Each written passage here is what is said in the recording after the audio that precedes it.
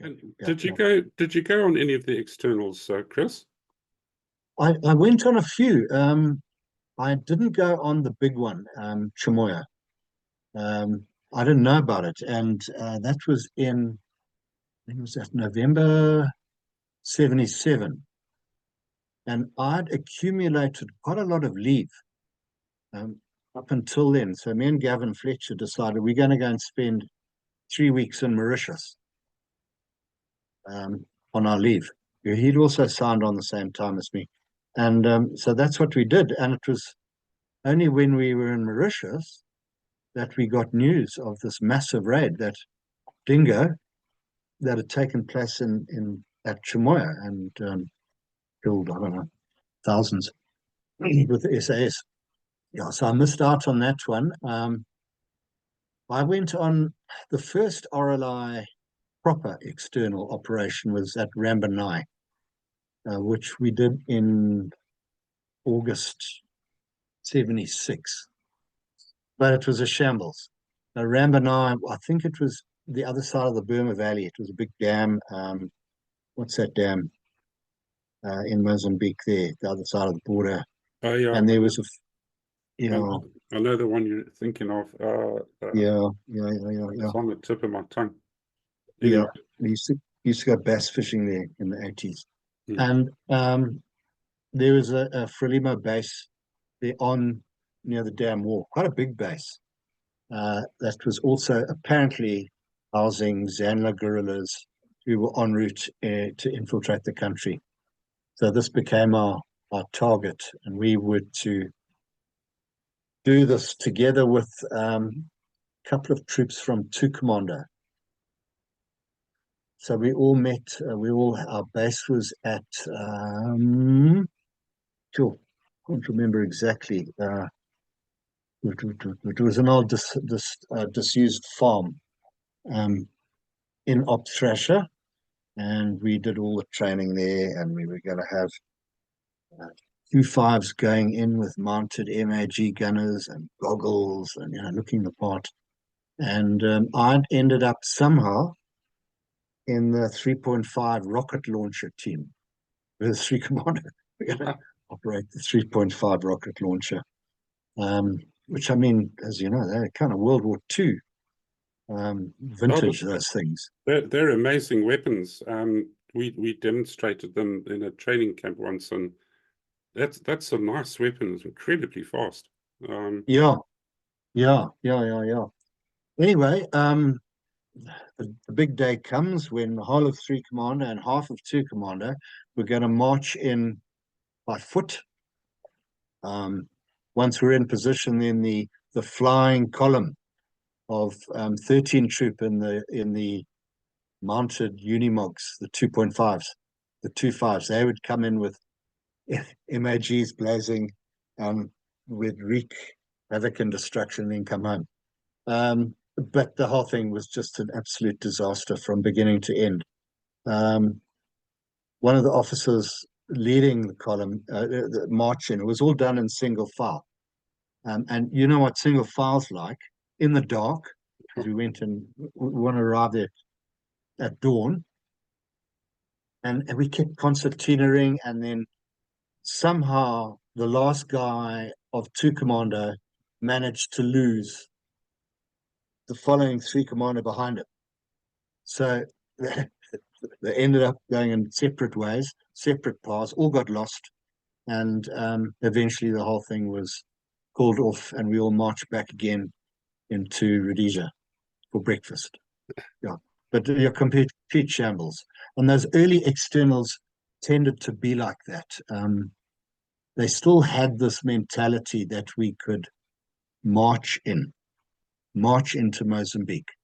And I mean, the Sulu Scouts had shown the way with the Nyazonia raid, where they, although they didn't fly in, they at least drove in. And they I mean, Nyazonia was several kilometers inside Mozambique, quite a long way. Mm. And they showed that it could be done. And then there were a few more. I remember doing one in external in Cashel, across the border in Cashel, and it was very rich agricultural farming land, and on the Mozambique side too. On that operation, again, absolute disaster. We were stopped by buffalo beans. That's what stopped the whole operation. That and all the territorial guys from 4th Bat, they were all farmers. They were there to uplift all the tractors and the farming equipment on the Mozambican side. So yeah, they were like kids in a candy shop. Yeah, free tractors, and yeah, so that's what they brought back. And that again, we had actually had an airstrike then as well, but we had absolutely no idea where the enemy was. And I remember the hunters came in and did an airstrike over our heads into this. It was an old Portuguese farming operation, which was apparently the head of where Zanla had their base. Yeah, so that was another disaster. And yeah, there were quite a few like that where, we came away with no kills, or maybe one or two, but lots of tractors and agricultural machinery and combine harvesters and trucks. Is I remember. is that the raid where, I don't know if it was you guys or scouts, but they found these massive D9, D10 bulldozers that literally had stopped working because the guy didn't know they had to change the fuel filter, and they I were think that might have been that one. begging It and was around, pleading, yeah, begging and it was around pleading that to bring time. them Yeah, back. They weren't allowed to. They had to blow them up.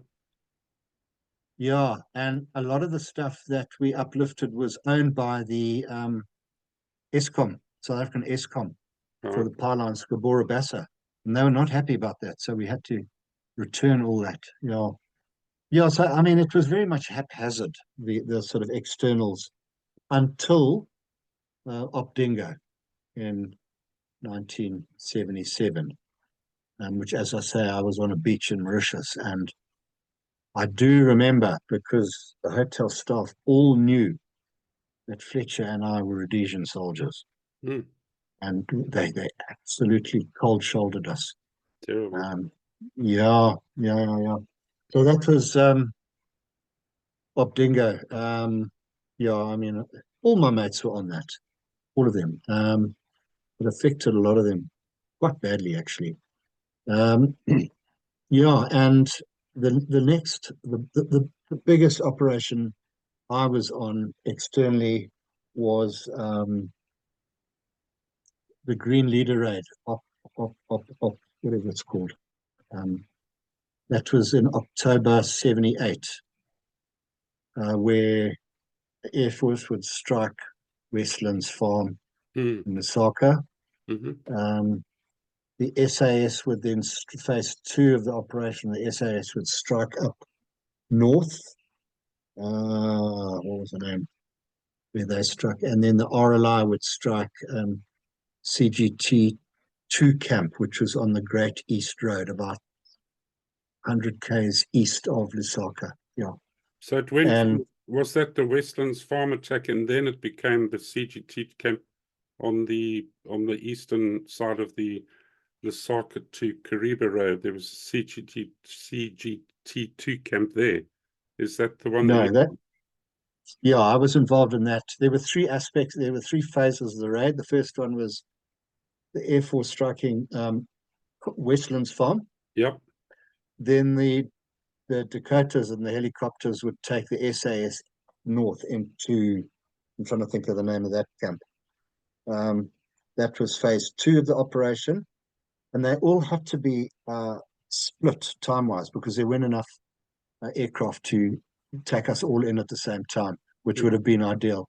So by the time we were based at Kariba, and we were then the RLI, we were going to go into CGT2, which was on the Lusaka Malawi Road, the Mm. Great East Road. Yeah. We were going to strike that. But by that stage, the Bush Telegraph had worked and we'd pretty well been compromised. The place was pretty well empty. There's still a few hardcore defenders there. Yeah, and I remember that because I was first first man in the door, first man on the ground. And it was actually my last, I didn't know it at the time, it was my last operational jump. And, being sort of troop leader in 11 troop, I could choose who got to go onto the para roll and who got onto helicopter roll. And I always made sure I went in helicopters. There wasn't a great fan of parachuting, not combat parachuting. I did about, remember, I did over 20 combat jumps, but that pales into significance. I mean, some of the RLI guys did 50, 60. I think the record is like 80. There's Archer, one Commando. Yeah, 75, I think it was with this. Yeah. There you go. Yeah. Incredible. Yeah, so that was my last operational jump. It was spread over a massive area. Massive. So 3 Commando, we were on the west of the camp, and then the various other 3 commandos were on north, east, and south of the camp. And so the whole camp was boxed in. But as I say, a lot of our aircraft, particularly the K cars and the gunships, were still busy up north with the SAS raid up there. So we had very little air support, helicopter support, and as it was, it wasn't really needed. There were a few kind of desultory contacts, as I say, with the hardcore defenders, entrenched, fairly sophisticated operation, the camp, in terms of defenses and trench systems and bunkers, and so that didn't come to much, but I wasn't ungrateful for. And that was the end of that. I'm trying to think, it was Operation, I mean, everyone knows it as Green Leader, but it'll come to me as well. Yeah. That CG2 camp was pretty well protected with really well positioned bunkers and all sorts of other things, wasn't it? It's not just a haphazard camp. No, absolutely. It was very much a permanent camp. And in fact, by that stage of the war, particularly the Zambian camps, they were all really well established camps with anti-aircraft positions, early warning systems, and as well as some of the Mozambique, the camps in Mozambique, and spread over a massive area. Very difficult to cover a whole camp with our limited resources, our limited troops. Yeah. As I say, the RLI went exclusively onto external operations from 1979 onwards, and that's when most of, apart from Yadzonia and Opdingo, which had sort of led the way in terms of external operations, basically the templates for how they should be done. It was in 1979, as you know, that a lot of the big raids started to take place. There was a big one in Zambia with the RLI. There was Chimoio 2 that took place. That was is that Op Miracle? No. No, it wasn't. Then there was the ones in the southeast at Mapai and Barajim and those kind of places. And that's when the RLI, and not only the RLI, but started taking casualties, significant casualties. That Op Uric, I think, was it Uric, when that chopper was shot down? Oh, yeah, Uric, yeah. Yeah. And I mean, there are a couple of Dakotas taken out, and so it was starting to get quite real. Yeah. Yeah, but I'd left by then. Yeah. What deployment, whether it was by choppers or by paradeck, was your most frightening experience? Where do you think you'd really come the closest to meeting your maker? it was in a contact, literally a couple of weeks before my 3 years was up. In fact, I had 3 years and 28 days to do, because I'd done 28 days as a guest of the military police in GB in Bulawayo. Captain Murray, I still remember him, the OC of detention barracks. Yeah, so I was only going to be finishing in, because as you know, you had to do those 28 days mahala for free. You give that to the government because you were a criminal, because you'd been to DB. So I was only going to be finishing with my 28 days extra in early February 79. But it was the beginning of January 79 that I had this rush of blood to the head, that I was going to go from, excuse me, I was not going to be a stick leader anymore, and I was going to be a MAG gunner. Right. Because I love the MAG, and I'd been an MAG gunner on and off for quite a long time. I thought, no, I'm not going to be a stick leader. I'm just going to be a basic troopie, and all the new guys can take over the newer guys can take over as the stick leaders. I'll just go as an MAG gunner on Fire Force. And I found myself ended up in Hugh McCall's stick. Hugh McCall is an American, intake, I think 152. So he was quite, he'd been around a while. He was soon after I came in, and he was an older guy. I mean, I think he must have been like 29, 30. He'd been in one of the US airborne units in the 60s, early 60s. Anyway, he was a stick leader. So I said, I'll come in your stick, Hugh. We were very good friends, Hugh McCall and I. And then there was another American, the rifleman, a guy called Bob Smith from Georgia. He was in the stick. And then there was a Rhodesian rifleman, regular, a guy called Kevin Grace. So 2 roadies, 2 Americans. And we were based out of Grand Reef. And I remember we got a call out, I don't know into which TTL it was. But we went into the TTL, and we just knew it was hot. We knew we were going into there's a big group as well. Apparently, can't remember in the briefing, but I think the Salute Scouts had spotted them. What might have been 4th Bat. Anyway, we knew it was a big group, running into a couple of dozen or more, maybe 30, 40. Again, spread out, not an all-in-one kraal. And so we landed the helicopter. I think it was Nick Meikle again, our chopper pilot. We stopped outside this village, this kraal, near a river. Beautiful. I remember that it was absolutely, that classic Rhodesian or Zimbabwean bush. Absolutely beautiful. By a river, green, crops in the field. And it was a fairly big village, kraal, possibly about 30, 40 huts, so quite significant. And there were a couple of brick structures as well, brick and corrugated iron, which might have been like a school, something like that. Glass windows, I remember that.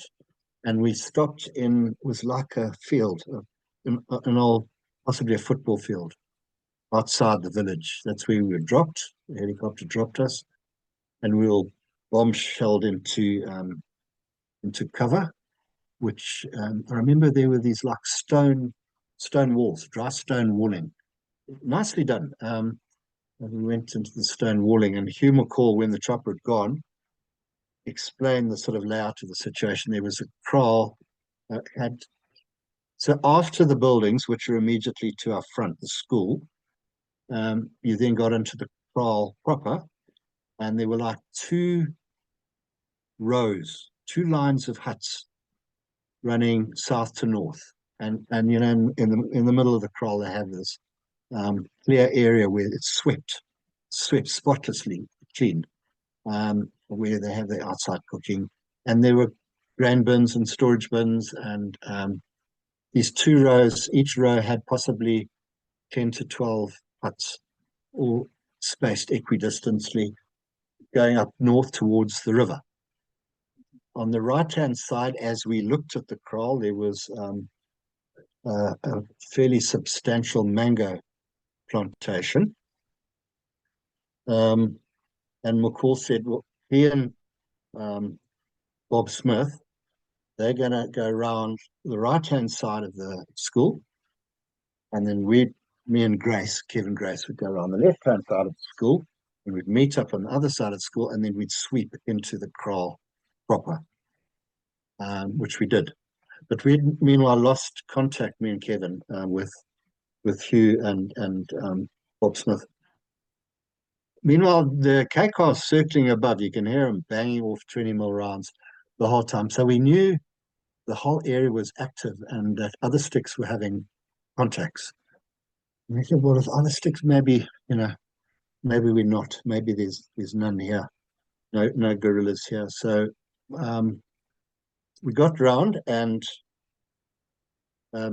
we could now see or hear Hugh McCall and Bob Smith on the right hand. We'd cleared all the buildings there. There was nothing there. And now we were going to advance into the kraal proper. And there was a space between the school and the first hut. It's probably about 50 meters of open ground. Hugh McCall was on the side where the mango plantation was. And he was going to go around the right-hand side and go down that side of the kraal. And Kevin and I would go down the left side of the kraal. And so we sort of started wandering in the open towards these huts when they opened fire on us, the bad guys, from quite a way, probably towards the last huts of the kraal. So a good 50, 60 meters away from us, 70 meters even. But a serious volley of fire. And there must have been, I don't know, 6 or 7, I'm guessing, open fire on us with all sorts, gave us the full range. And it was pretty accurate shooting, very accurate shooting. And I just thought, I'm dead. I mean, you could feel the bullets coming all around you, left of me, right of me, hitting the dirt sides me, and it was the most terrifying feeling of helplessness. And there was the only cover available was this grain storage bin, about 15 meters to the left of Kevin and I, because he was right next to me, well, a few meters away. And he didn't know what was going on. I know, I'll kill him. And I said, Kevin, get out of here. And we just sprinted or crawled, dashed towards this grain bin, but it was an elevated grain bin. It's on four poles, skinny poles, and on top is this sort of mini hut, and that's where all the grain was being stored. And so we dived behind this grain posts of this grain bin, which were skinny. I mean, they're only like that, the poles, and groveling behind these poles. And meanwhile, the bullets were whipping up all around us. And I thought, it's just a matter of time before they hit us. We didn't know where the firing was coming from, other than somewhere at the end of the building. We hadn't, at the end of the kraal, we hadn't seen anybody. I think they were shooting from, I don't know, from doorways or on the side of the huts. And then as soon as it started, it stopped. I mean, it was probably only about max 20 seconds, if that. It seemed an eternity, and now it's quiet, very quiet. Can't hear any, there's no noise. And suddenly Hugh McCall shouting from near the mango plantation, what's going on? What's going on? Where are they?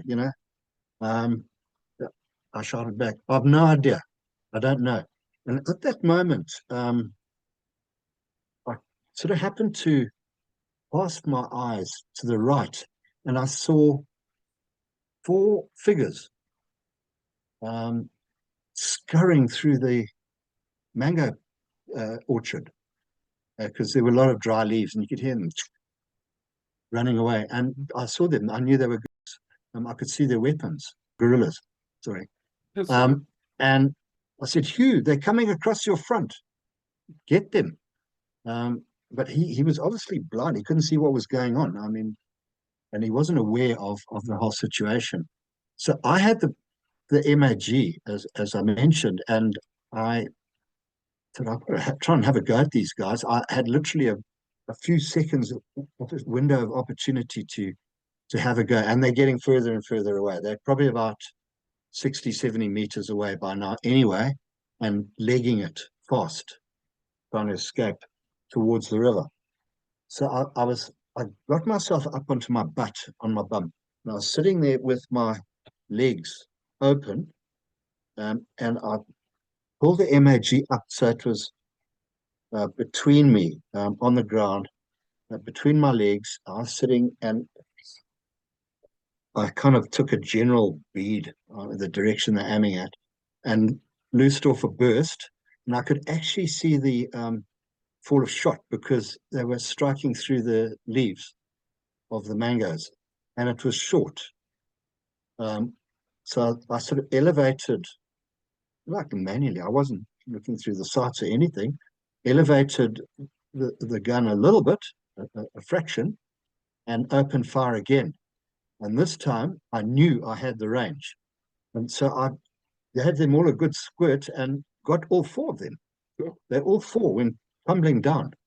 I don't know whether they'd gone to ground or I'd shot them or what, but yeah, there were no more runners after that.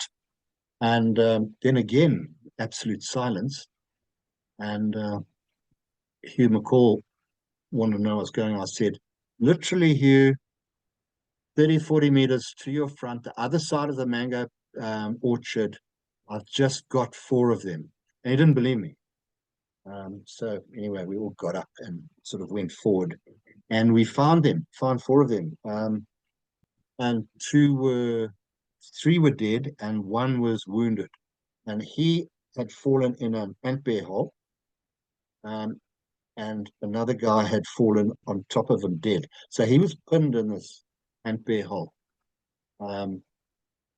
So anyway, we managed to drag him out, got rid of the body first, and then pulled him out.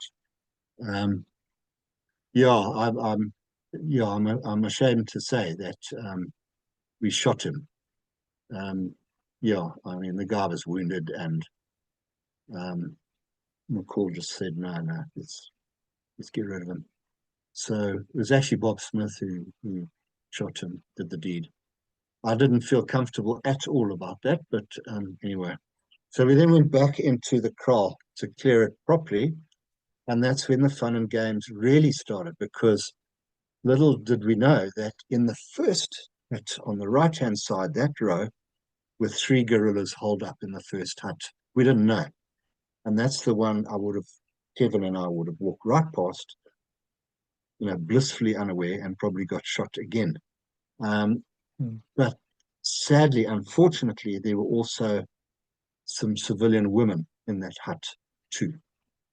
And that just turned into, as the MAG gun, it wasn't my job to go hut clearing. You sit there on the side to cover the whole operation. So it was Bob Smith and Hugh McCall who did all the clearing of the hut. And the first thing we knew about it was then when Bob Smith kicked open the door, stuck his head inside with his rifle to have a look, and got shot at by a guerrilla, like point blank. I don't know how he missed.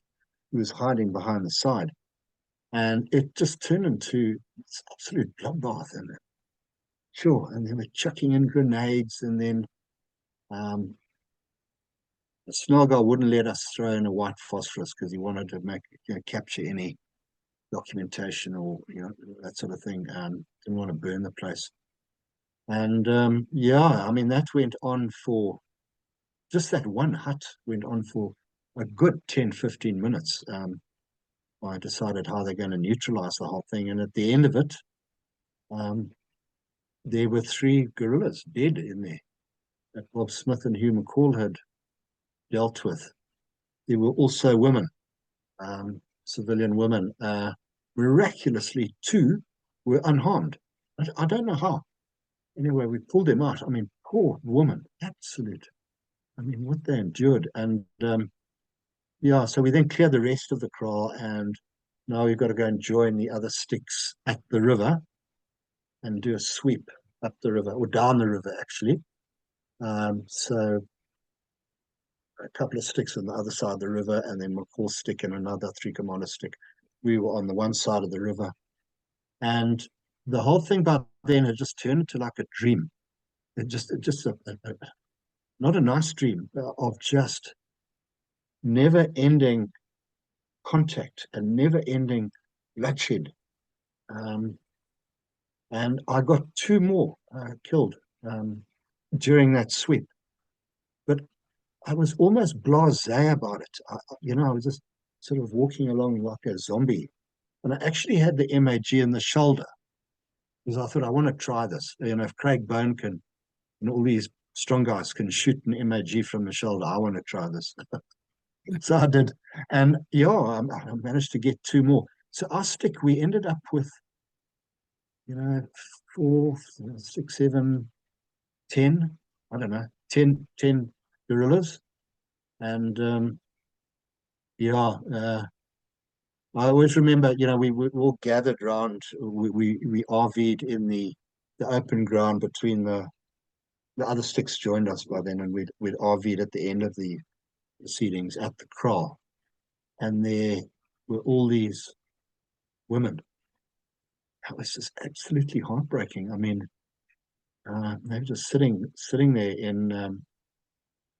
in bunches outside their huts. And I'll always be grateful that Snelgas told us not to burn the kraal, not to burn it. Because what would those people have done, And so we didn't. Then all the choppers came for uplift, and I remember looking at these women, and they were absolutely terrified. They were too terrified to even move.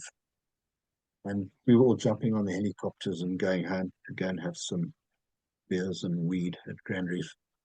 And I just said to this one woman there, "It's okay, we're going. We're going." And that was a fairly powerful indictment of war. It really was, yeah. And that was my my last contact of my war, or in RLI, yeah. And yeah, that ended like that. And Hugh McCall, he was killed in action 6 months later with another American, Dwyer. 2 of them were killed by one guerrilla killed in action. And Bob Smith, he was killed back home in Georgia. Bizarre accident. He was killed. 18-wheeler, can you believe this? He was out mowing the lawn, an 18-wheeler came rolling down the road and plowed into his garden, nailed him. Yeah, terrible. Good Lord. Yeah. I mean, you go through all that. And then the Canadian, MacDonald, who I mentioned earlier, he was T-boned on a motorcycle in Canada. He died. Yeah, a lot of them are killed soon or after the war. Yeah. Kevin Grace got an MFC, Military Forces Commendation, for another contact a few days after that, when we had 1 killed and about 6 wounded, fairly badly. And that's when I was involved in that. Not directly involved. I was a parachute dispatcher for that particular contact. It was out of Grand Reef as well. That was literally 3 or 4 days after this one, where I'd been an MAG gunner. And after that MAG gunner incident, that contact, I thought, now I've had enough now. And yeah, when I got back to Grand Reef that night, I took off my webbing. I mean, this sounded a real war story, but I took off my webbing and there were bullet holes all through my webbing, both sides. Had smashed my one water bottle, had smashed the spare radio battery that I carried, had smashed a couple of MAG belts in my webbing. And I didn't even know that. There must have been 3 or 4 rounds that had sort of gone Wow. through my webbing. And yeah, I wore my webbing on my hips. I didn't wear this chest webbing. So I must have missed death by millimeters, Mm. And then I thought, no, I don't want to do this. I'm going to be a parachute dispatcher now for the last few days. And that was another hairy scene. It really was. And it was a particularly aggressive group um, of guerrillas, and they stood and fought. They really did. And we had Brad Little was killed. He was an Englishman. He was killed. Mark Pullbeam was blinded, got shot through both eyes. Ray Wilkin got shot in the gut. Neil Hooley got shot in the legs. Yeah, and I remember meeting, dropped all the troops, and we knew it was a heavy scene because I was instructed I'd come back to Grand Reef by now. I had to get all the cooks and bottle washers together. We were really scraping, it's not the bottom of the barrel, but I mean, all these poor guys in camp. And they weren't soldiers. They were soldiers, but I mean, they were cooks and clerks and signalers and things like that. And I had to, CSM as said, Cox, get a stick together. I said, of what? So anyway, I got the stick, and there were these guys who had they had their FN, maybe 2 magazines. That was it. Yeah, so I ended up with these poor guys who were just absolutely bemused. We were standing by at the chopper pad, in the revetments where all the choppers come to go on second wave, third or fourth wave by then. And there were a couple of other sort of sticks of, I remember Besser, the black cook from Rhodesian Services Corps. He was in one stick. And he was actually paratrained, old Besser. So yeah, as it was, we weren't needed. I'm so grateful to this day to have to go into action with these guys. And I mean, they were going to go. So I just sort of waited around. I was in the ops room listening to the whole contact unfolding and with the CSM. And then we heard that a chopper was coming in with casualties. And I needed to get there and get them loaded onto a DAC for transfer to Salisbury. And this helicopter came in, and I went there with CSM, to get these guys unloaded. And I can still see it to this day, that whole image of this chopper. Brad Little was dead. He was lying on the floor of the Alouette in the middle. And then on the back seat, there are 3 seats on that bench seat, 1, 2, 3, and then there's the front seat. And the chopper tech was sitting in the front seat. And the back 3 seats were taken up with Hooley, who was nearest the door where I was, Mark Pullbeam, who was in the middle, and Ray Wilkin, he'd been shot in the gut. He was on the end. And I mean, you could see his poor guy was in absolute agony. He just bent over like that. And Pullbeam, I remember, his head had been bandaged. He'd been blinded by then, and he was sitting ramrod straight in the back seat on that bench in the back, just not looking, but he's just looking ahead. It was bizarre. And then here next to me was Hooley. Next to the door was Hooley. Next to the gun where the Brownings were was Hooley. Neil Hooley, who'd been shot he'd been wounded like 3 times, Hooley. In fact, the last time he was wounded was after I'd left. He got bayoneted. Believe this, bayoneted by a guerrilla at sort of point blank range.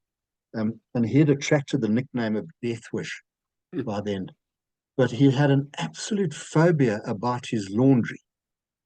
You know, you send your laundry off to you send your washing off to the laundry where the Batmen or Dobie Wallers would do it, and it always went missing. And Hootie was absolutely paranoid about his laundry. And I remember he grabbed my hand. He'd been shot in the legs. He must have been in a bit of pain. And he grabbed me by the hand and said, "Chris, please get my laundry." Yeah, bizarre. It's arbitrary. Yeah, so yeah. Yeah, so that was my last real kind of exposure to action in the RLI. And that was in the middle of January. And then the last couple of weeks of January, the whole commando was sent back to Cranbourne, to the battalion at Cranbourne, where they were going to have the unveiling of the trooper statue. And they were going to have this big parade, which I should have been in. Was that January 79 or 80, Chris? The actual unveiling of the trooper ceremony 79 took place on I think the 1st of February, which was the battalion birthday, 1st of February 79. Yeah, and they had this big parade. Yeah, geez. But I was still officially in the army. I was still in the RLI, but I kept a very low profile, and I managed to avoid the whole parade. So I didn't go on that. I watched it from the 3 Commando pub. Yeah, geez, man. Yeah. And then I was gone by the 6th or 7th of February. I was out. Yeah. And then you had quite an interesting career up to the end of Rhodesia on farms and PATU and all that type of stuff. Do you want to talk about that? Yeah. It was a weird thing. Now, excuse me, one of my machine gunners in 11 Troop, he'd been my machine gunner for a while, was a guy called Paul Fredericks, a regular soldier, brilliant little MAG gunner. He really was. Now, his dad was the estate manager of Sabi Limpopo Authority, which was a massive government estate, agricultural estate down in Middle Sabi. And we'd done a bush trip down there where in October 78, because one of the white farmers had been killed by guerrillas in Middle Sabi. So we did a bush trip down there. I got to know all the locals at the club, and I met Paul Fredericks' dad, who was the estate manager. This is a vast estate. And he said to me, we got chatting, nice chap. And he said to me, if you ever want a job, come work down here, Sabi Limpopo Authority, which I think eventually became part of Tilcor, huge government estates. So at the end of when I sort of effectively left the RLI, thought, well, maybe I should go and work down at Middle Sabi. Is that near Birchnock Bridge, Chris? Just south, about 30, 40 k's south of Birchnock on the Sabi River. And so I accepted a job down there as a section manager. A section manager basically controlled a couple of thousand hectares of cotton, wheat, soybeans. I mean, vast estate. So I accepted the job, but there was a condition with the job that they would not give me the job unless I joined the police reserve, because they couldn't afford to do the territorial call-up system, 6 weeks in, 6 weeks out. So they made that a condition. And I really wanted that job. I really liked Middle Sabi. And excuse me. so what to do? So anyway, I wrote to, I went and saw I think I would have been in Harare, or Salisbury would have been, is it First Bat? What were the Salisbury? Oh, there was one, Uh, 1, 5, and 8. Fifth Bat was Guelo. Oh, that was 10th bat. Oh, 10th Bat, yeah. Yeah, 1, 5, and 8 It, were Salisbury. 4th was yeah, okay. Tali. 10th, Yeah, yeah. yeah. Yeah, anyway, so I thought, well, let's do this properly. I need to apply for, because I knew I had to go and register with one of the RR companies. I think it was one RR, as as a TF, and do the 6 weeks in, 6 weeks out stuff. And I thought, I'm not going to lose this job because of that. So what I did, and so I applied. I said, please, can you give me a waiver so I can join the police reserve? And they said, no, we won't. We won't do that. So what to do? So I then went to police PGHQ, I think, and attested into the BSAP as a police reservist. So I then went and I spoke to Frederick's dad, and I said, yeah, I've joined the police reserve, so I can do PATU or whatever, police reserve in Middle Sabi. So I don't have to go away every 6 weeks for 6 weeks. And he was delighted. But I then spent till the end of the war concerned that the military police were going to come and catch me, because I hadn't actually demobbed from the army. I was still technically involved in the army. And yeah, but they never found me. But I would have been in a lot of trouble had I been found. Anyway, so I spent the last year in PATU, Middle Sabi.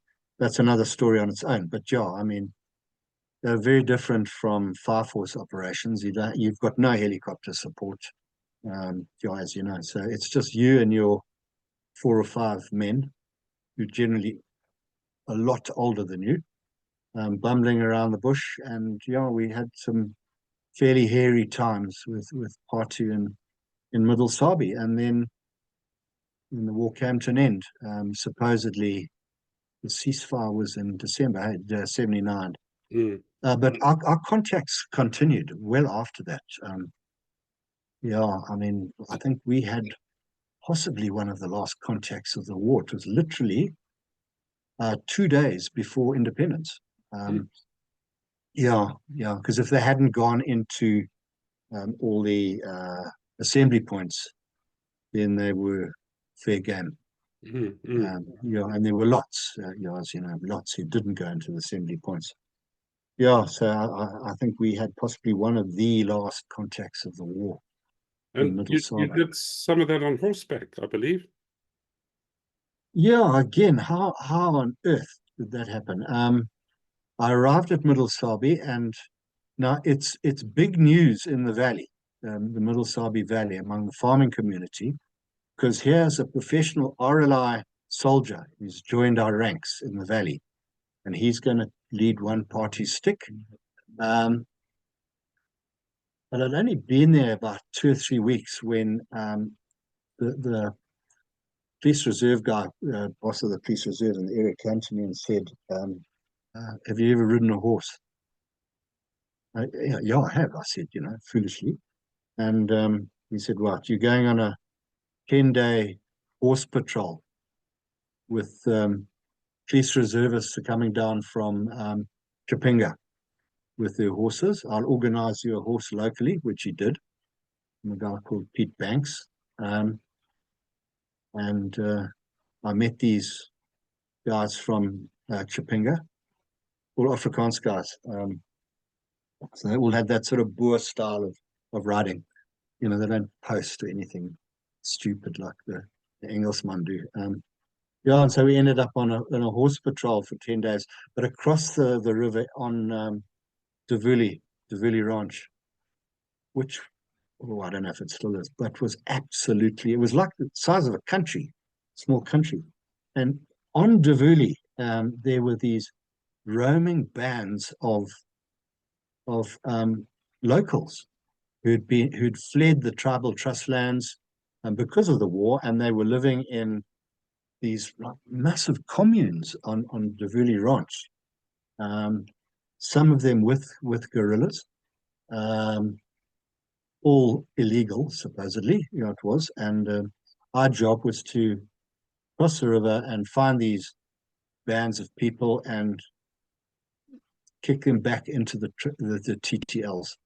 But it was like herding cats, absolutely impossible. They just fled, and when you sort of came upon them and their sort of temporary camps, but big groups of people, like 200-300 people, women, children, the whole lot. It was awful, actually.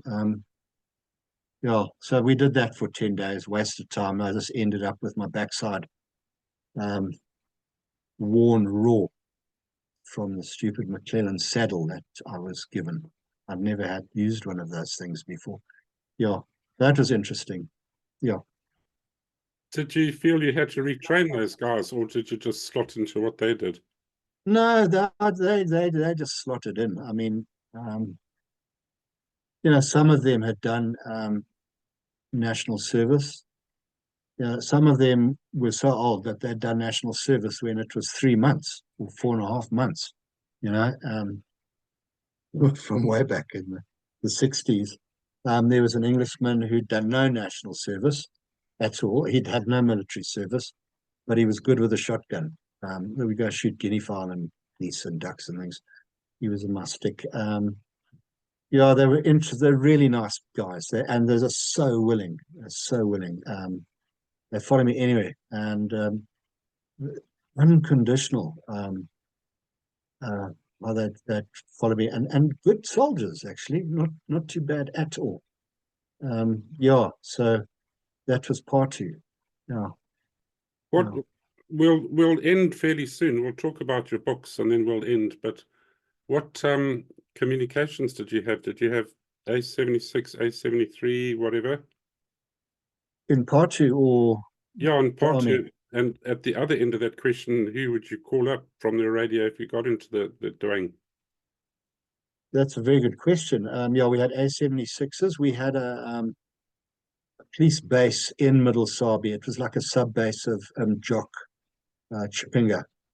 It was more of a ground coverage base, and I mean, the Fire Force was quite often based up at Chipinga, but there just weren't enough Fire Force helicopters. There weren't enough Fire Forces around, so the chances of getting a Fire Force to react to any of your contacts was zero.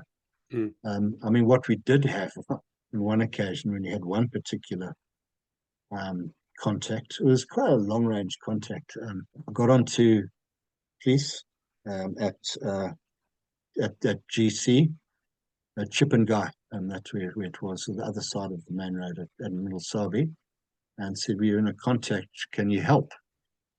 He said, "Yeah, I'll get one of the local police reserve air wing guys in his sort of little Cessna, one of the farmers.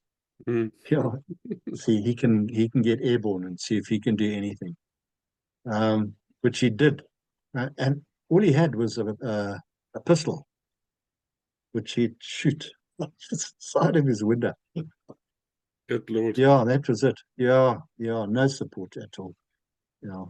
Well, the best book I've ever written from farmers and pros' point of view was Jim Barker's Paradise Plundered. Okay. Well worth the read. Yeah. He cut a hole in the side of his aircraft and put a machine gun in there. And Yes. created his own Yes. fire force. Yeah. Yeah. Yeah.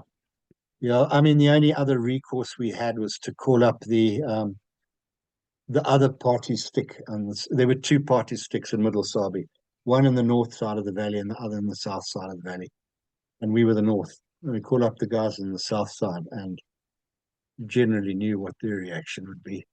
No, deal with it. So you've obviously left Rhodesia at some point in time, and you ended up in South Africa, where I believe you wrote your book in South Africa, or did you write it in Rhodesia, Fire Force? No, I wrote it in Rhodesia. After the war, I ended up all over the place, literally and figuratively, mentally. I was working in Rhodesia at the time. It was 88, 89. And that's where I wrote Fire Force. I didn't set out to write it as a book at all. It was a memoir. I didn't set out to do that. I just felt that there were a few things, a few contacts that I'd like to recall. And so I wrote them down. And then the thing just grew.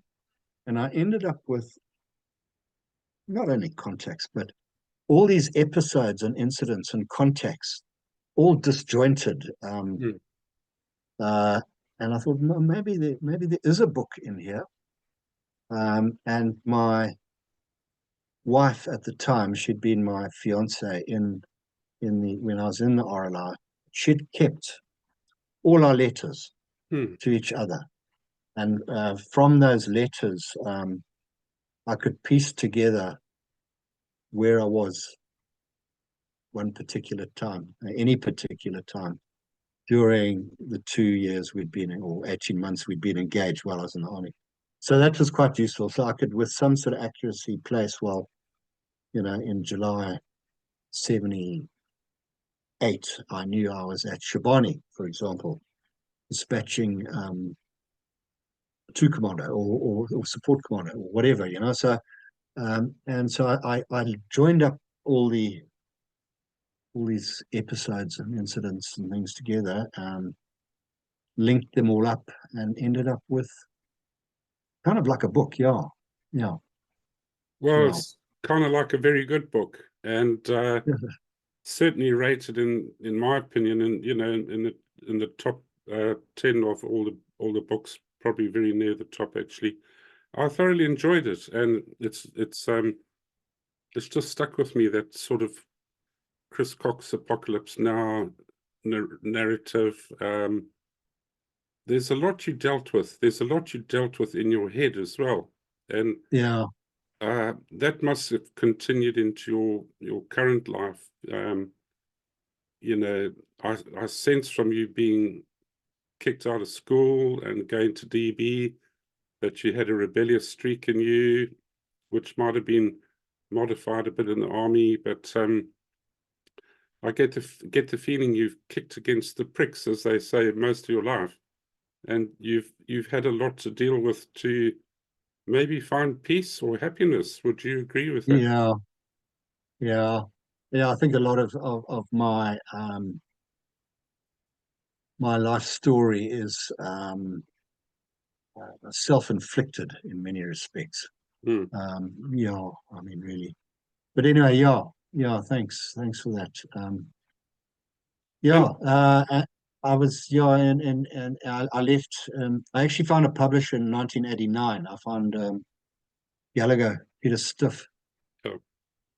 He said he'd publish it. I got all excited, Here I am, new time author. Because I sent it to a few military publishers in the UK, and they all came back and said, "Nah, not interested. It's what's Rhodesia basically."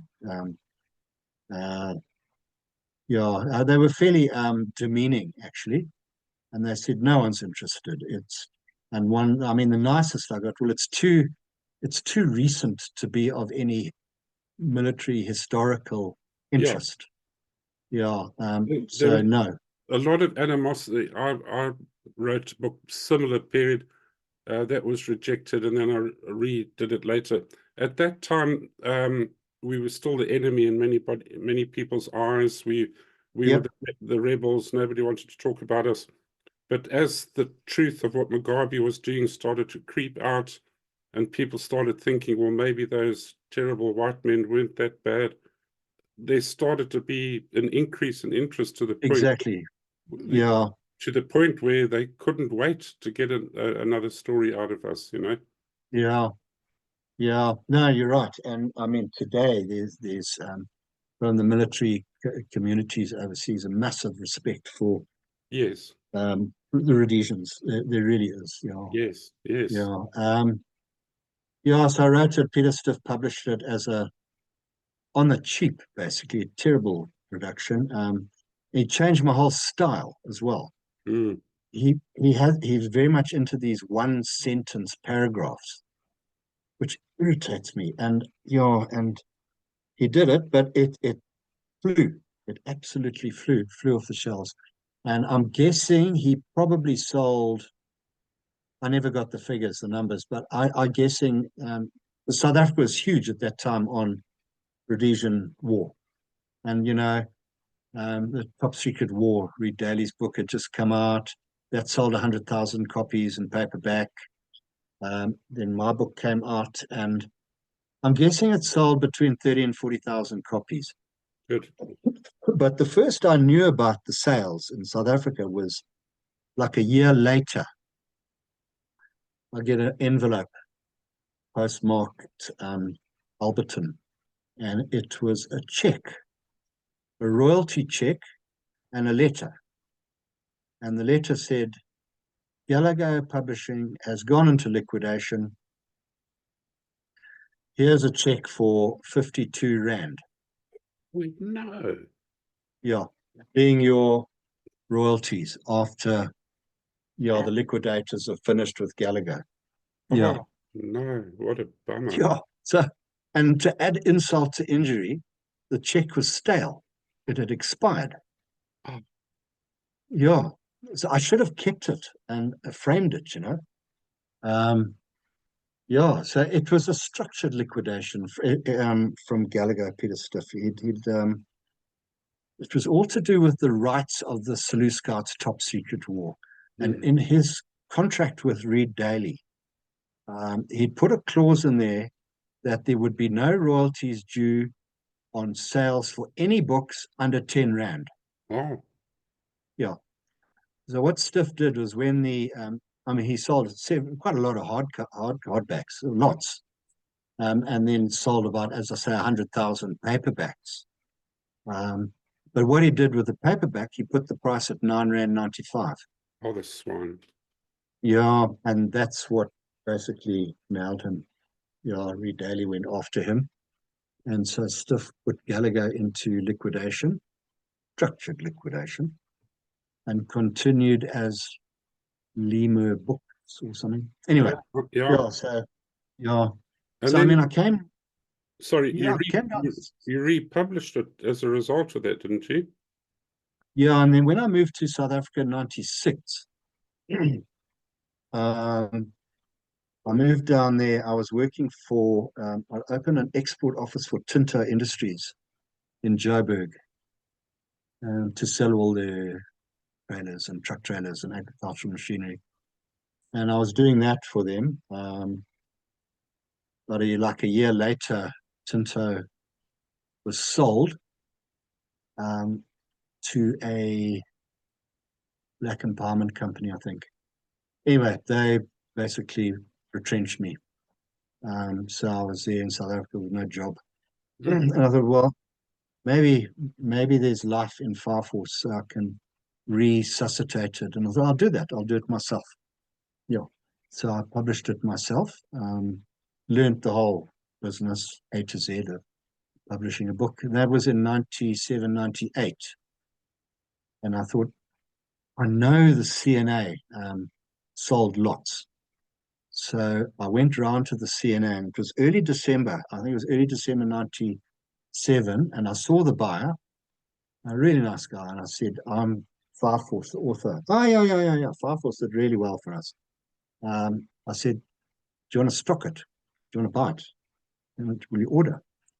And he said, yeah, we'll take a lot. We'll take a couple of thousand, as an initial order. However, and it was in that stage, it was in hardback. I'd redone it as a hardback, glossy, decent photos, color photos, that sort of thing. And he says, yeah, but the problem is it's December. Christmas is around the corner, and our warehouse has now closed for distribution.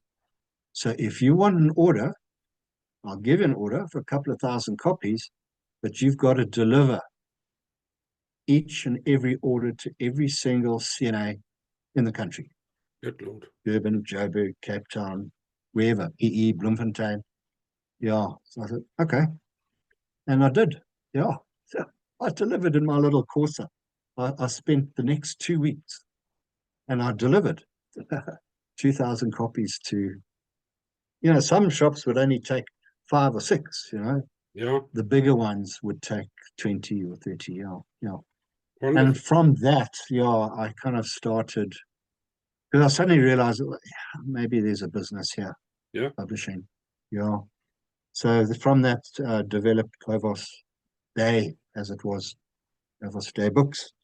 And I started getting a lot of South African military guys who'd written their memoirs of border war and that sort of thing, approaching me and say, well, will you publish our book? I said, yeah, okay. And so that's how I got into publishing by default, really. Yeah. Oh, Yeah. you rejected my book, you bugger.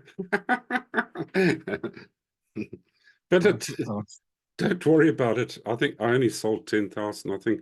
But that's good. You've got a second book and a third book even, haven't you? Yeah, after Fire Force, I then did a sequel called Survival Course. Yeah. Which was really, half of that book was my time in PATU up to 1980. And then the second half of the book was my life for the next decade in Zimbabwe. Okay. And coming to terms with myself, basically. Yeah, and not a happy read. No. Quite a black book, quite a dark book, yeah. I haven't read that one, but I'd like to, and I can imagine what you went through. You experienced a lot. I experienced bugger all, and it even messed me up slightly. Which brings me to the question: Did you suffer from PTSD during the war, or did it only sink in afterwards, or didn't affect you PTSD? No, I not at all during the war. I was getting a bit boss, as they call it, bossies, when you go a bit boss before. Yeah. Yeah, I think that was happening during the war. But no, there was no PTSD or anything like that during the war. It only struck me, there's the immediate post-war period of several years where, a lot of the guys died after the war, committed suicide. Yeah, from my experience, there's that whole period, several years after the war, when there's the nightmares and that's not necessarily PTSD, and the PTSD for me only came in 10 years, 15 years afterwards. And yeah, it came in a big way. They do say that PTSD can sometimes can start affecting you even 20, 30 years afterwards. So I certainly did. And whether it was PTSD or whether it was the effects of my substance abuse and alcoholism, I don't know. But yeah, that had a profound effect on me. And there's a whole decade from probably the mid-80s to the mid-90s where I have very little recollection of my life at all during that period. And my alcoholism was just out of control. And whether that was a result of the PTSD or I don't know, but PTSD certainly had an effect. on me. Have you tried to deal with it in any way? I have. I mean, even at the time, I went to in Zim, I went to various therapists and counselors and things like that. But I find that, you know, they had no experience of the war. And yeah, they did help a little bit, but I find the most helpful was talking to mates who'd been through the whole thing, and that helped a lot. And writing it down as well was quite therapeutic in terms of writing it down. But a few years ago, the RLI Association very kindly paid for me to have therapy with a top South African therapist who had been in the South African military himself. He handled all sorts of PTSD issues like rape victims and top guy. And he most certainly helped. I had a session for a course for about a few weeks, all online. Chat. I was in the UK by then, and that had a huge impact. You'll never cure it, PTSD. It's always there, but you learn how to live with it. That's what you teach you. This channel, and forgive me if I'm preaching here, Chris, I don't know what your views are of God and all that sort of stuff. I became a Christian 42 years ago, and I've spoken to guys online and offline about PTSD. I mean, guys who've been through really horrific things like you have, and they have all said without question that when they just handed everything over to the Lord and surrendered their lives to Him and took on this mantle of forgiveness, they've all said, you know, I'm forgiven. I did some dreadful things. Dreadful things were done to me, but I'm forgiven because, you know, when you accept Christ, He forgives every single thing that you've ever done in the past, present, and future. And that weight, I mean, like I said, I didn't do much in the army, but I started to realize I had PTSD from just not sitting with my back against a wall in a restaurant. And it was only when I eventually became saved on the 31st of March 1981 that you know, that load, that just, man alive, I'm forgiven. Nobody's going to judge me for this, you know. So I don't know if there's something in there for you for that. If not, Barry Zoratin's talk episode 119 is really good on PTSD as well.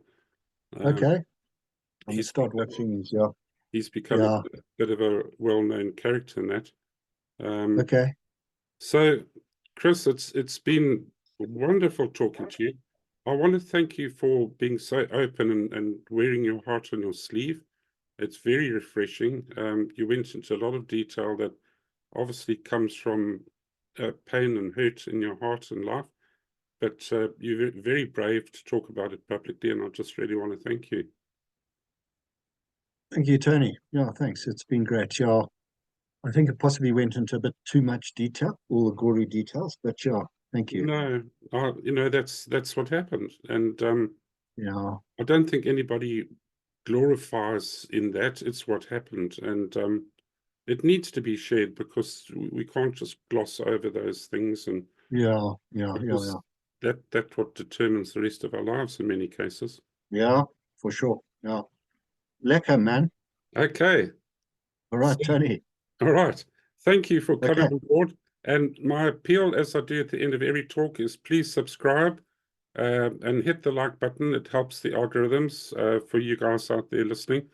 And we've got some very interesting talks coming up. And so keep your eye on the channel. Okay. Thanks very much, Chris.